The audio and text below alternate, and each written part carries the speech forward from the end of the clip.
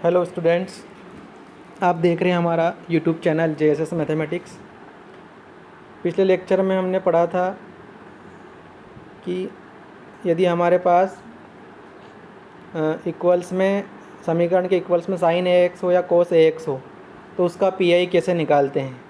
यहाँ पे हम यदि हमारे पास इक्वल्स में x की पावर m हो, मतलब x हो, x स्क्वायर हो, x क्यूब हो, तब उसका हम PI कैसे निकालेंगे। तो देखिए, इसका PI निकालने के लिए हम जो 1/FD मतलब जो फंक्शन ऑफ D है उसको FD इन्वर्स के रूप में लिखते हैं। फिर इसे D की आरोही घातों मतलब बढ़ती घातों में प्रसार करते हैं, और इसके लिए सर्वप्रथम हम FD इन्वर्स जो रहेगा उसको 1+FD या 1-FD के रूप में बनाएंगे, और फिर उसका द्विपद प्रमेय से प्रसार करते हैं, बाइनोमियल थ्योरम से उसका प्रसार करते हैं। तो ये आपको पता है कि जो सॉल्यूशन लिखते हैं हम इक्वल्स क्या लिखते हैं, y equals CF plus PI। CF मतलब कॉम्प्लीमेंट्री फंक्शन। यहाँ पे CF निकालने के लिए हम D इक्वल्स m रखते हैं, फिर m की वैल्यू निकाल के हम CF निकालते हैं। उसके बाद हमारे इक्वल्स में जो भी रहता है x की पावर m हो, साइन AX हो, कोस AX हो, जो भी है, या e की पावर AX हो, तो उसका हमें PI मतलब पर्टिकुलर इंटीग्रल निकालना होता है। तो चलिए स्टार्ट करते हैं। पहला प्रश्न देखिए आप, d² - 4 × y equal x square. अब यहाँ पे हमें सबसे पहले तो इसका CF निकालना है, फिर इक्वल्स में x स्क्वायर है तो उसका PI निकालना है। तो CF निकालने के लिए हम d इक्वल्स m रखेंगे। m रखने पे हमारे पास आएगा m² - 4 इक्वल्स 0। इसको सोल्व करेंगे हम तो m की वैल्यू क्या आ जाएगी, +-2, मतलब m² - 4 को लिखेंगे हम m² - 2 का स्क्वायर या m+2 और m-2। तो एक फंक्शन एक फैक्टर से हमारे पास वैल्यू 2 आएगी, दूसरे से -2 आएगी।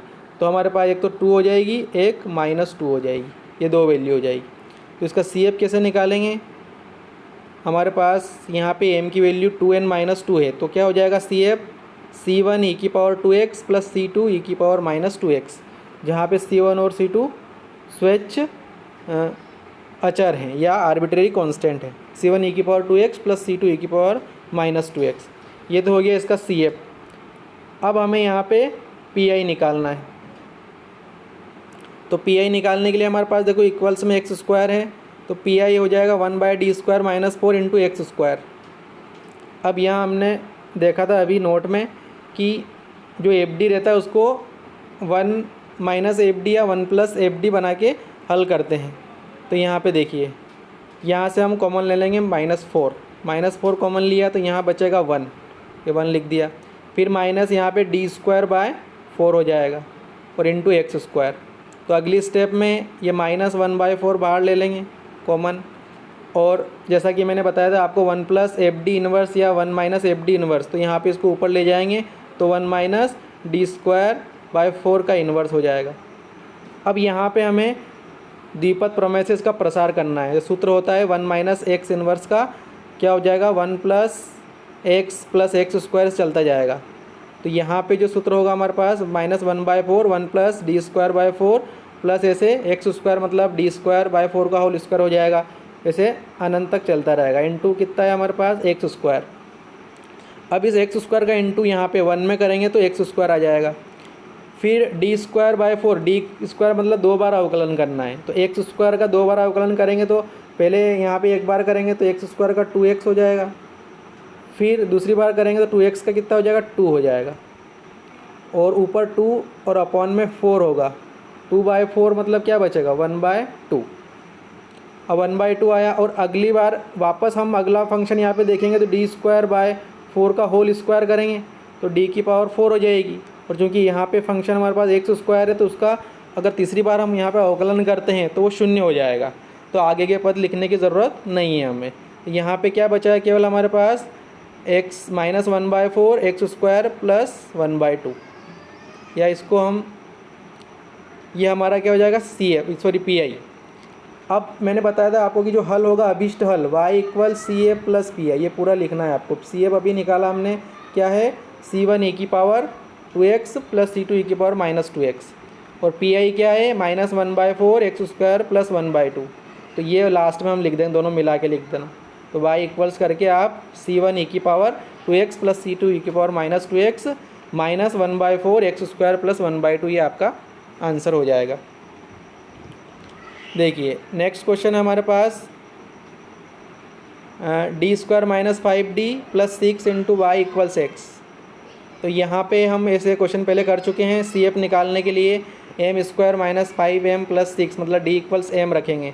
तो हमारे पास m-2 और एक m-3 दो फैक्टर आएंगे, तो m की वैल्यू 2 आएगी और एक 3 आएगी। तो यहाँ पे हम इसका CF लिख सकते हैं c1 e की power 2x plus c2 e की पावर 3x। CF क्या हो जाएगा, c1 e की power 2x plus c2 e की पावर 3x। अब हमारे पास इक्वल्स में x है, तो यहाँ पे हम इसका ऐसा लिख सकते हैं P I equals 1/d² - 5d plus 6 into x. मैंने बताया था आपको कि यहाँ से हम कॉमन लेंगे 6 कॉमन लिया, तो यहाँ पे बचेगा हमारे पास 1, ये 1 लिख दिया। यहाँ पे -5/6d, ये -5/6d। यहाँ पे d² बाय में 6 हो जाएगा, d²/6 और इंटू एक्स। नेक्स्ट स्टेप में हम लिखेंगे, इसको ऊपर ले जाएंगे, 1/6 कॉमन ले लेंगे और यहाँ पे ये हो जाएगा 1 - 1/6, यहाँ से कॉमन लिया तो 5d - d² का इन्वर्स। अब हम जानते हैं कि 1 - x का इन्वर्स क्या होता है, सूत्र 1 + x + x² से चलता जाएगा। तो यहाँ पे x के स्थान पे पूरा क्या वैल्यू हो जाएगी, ये 1/6 5d - d²। तो 1 + x + x² चलता जाएगा। इंटू में कितना हमारे पास फंक्शन x।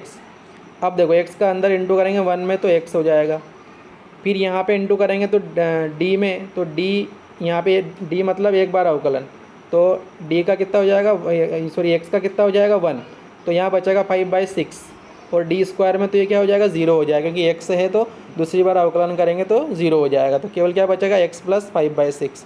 तो हमारे पास जो आंसर आएगा 1/6 का अंदर गुणा कर देंगे तो 1/6 x + 5/36। तो y इक्वल्स हो जाएगा हमारे पास CF + PI। तो y इक्वल्स CF + PI। तो CF हमारे पास क्या आया, c1 e की power 2x plus c2 e की पावर 3x। ये तो हमारे पास CF हो जाएगा, प्लस करके हम इसमें PI ऐड कर देंगे। PI मतलब ये वाला 1/6 x + 5/36, दोनों मिला के हम लिख देंगे। इसका अभिष्ट हल क्या हो जाएगा या required solution y equals CF + PI, दोनों को मिला के लिख देंगे।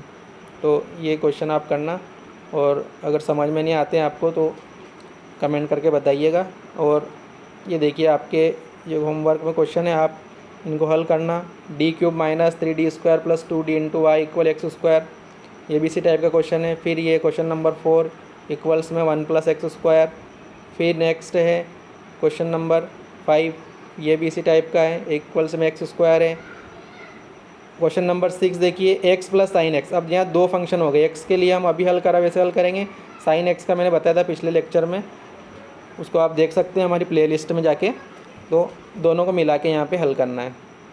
तीसरा वाला देखो, 3 फंक्शन हो गए अब इसमें, x² + e की पावर x + cos 2x। तो ये e की पावर x वाला फर्स्ट लेक्चर में देखा था हमने, फिर मैंने cos और sin का बताया था, और अभी बताया आपको x का। तो तीनों को मिला के हम यहाँ पे हल कर सकते हैं। x को अलग हल करना, e की पावर x को अलग और cos 2x को अलग। तो पूरा PI हो जाएगा हमारे पास, और लास्ट में लिख देंगे y इक्वल्स CF + PI। इसी तरह अगला है e की पावर 2x का, मैंने पहले बताया था, और ये अभी बताया x² + x का। तो इस तरह से हम इसको यहाँ पे सोल्व करना है। तो इन क्वेश्चंस को आप सोल्व करिएगा, और अगर नहीं आते हैं तो आप मुझे बताइएगा कमेंट करके। और हमारे लेक्चर को लाइक, सब्सक्राइब और शेयर कीजिए ताकि आपको नोटिफिकेशंस मिलते रहें। थैंक यू सभी को।